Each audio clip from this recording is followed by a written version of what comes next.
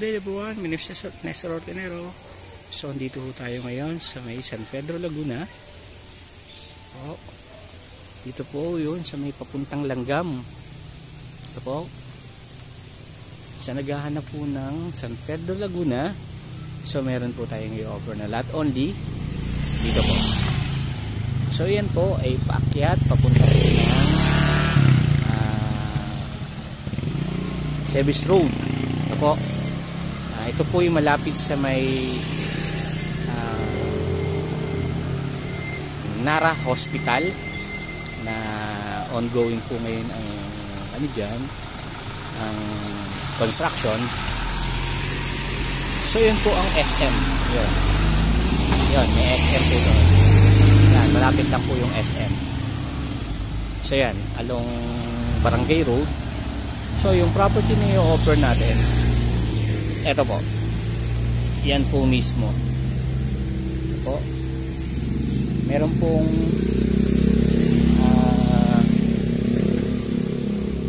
ano po dyan, river o ilog na maliit. Yan, meron po dyan. Yan po.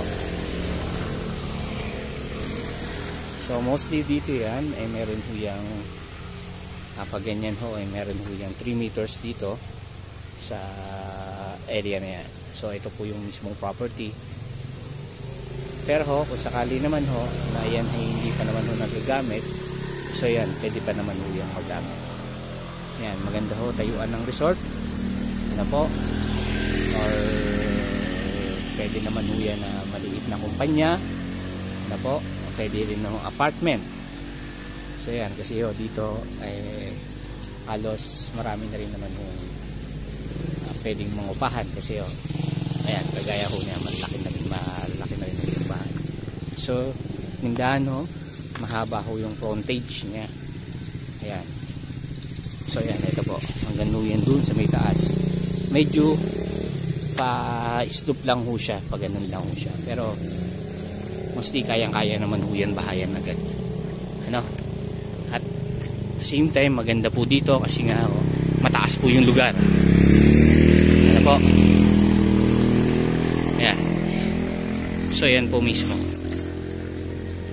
yung property. Yan, may nagtatanim. Yan, kung gusto niyo naman ho mini farm, so yan, pwede naman ho yan. Ano po? Ito ho yung magiging busy area din. Bakit kamo ho? Kasi ho, meron pong housing na ginagawa po dito. Yung area na yan. Yan.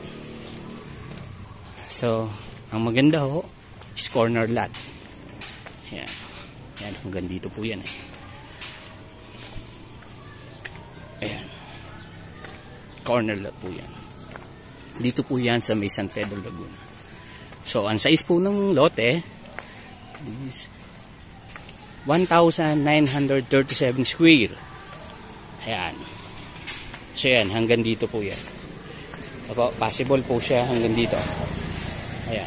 Yan po yung housing na gagawin. Yan ho, didevelop po yan. Yan po yung road nila. No? Yan po mismo yung property.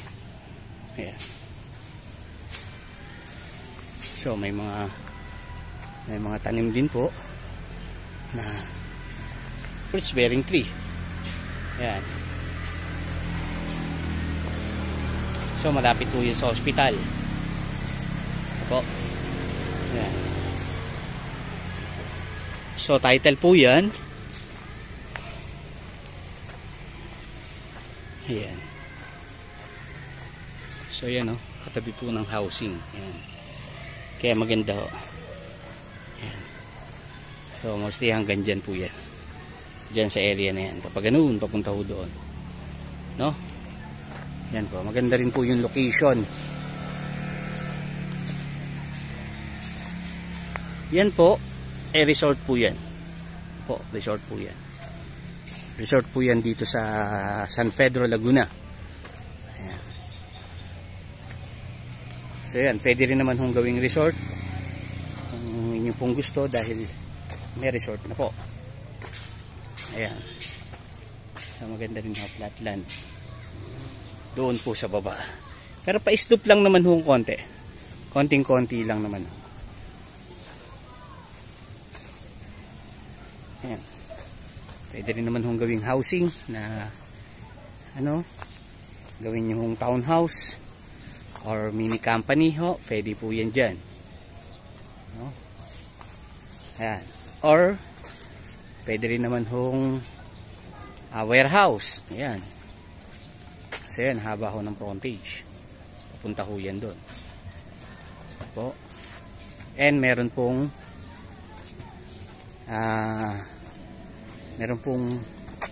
river po doon sa baba na maliit. Maliit lang naman po. No. So yun, sa lahat po ng interested dyan sa property na yan, call lang po kayo. No. So title, nandiyan po yung may-ari. So ang presyo po, yan, 8,000 per square. Ano po? 8,000 per square. Ang sukat po ng property is 1,937.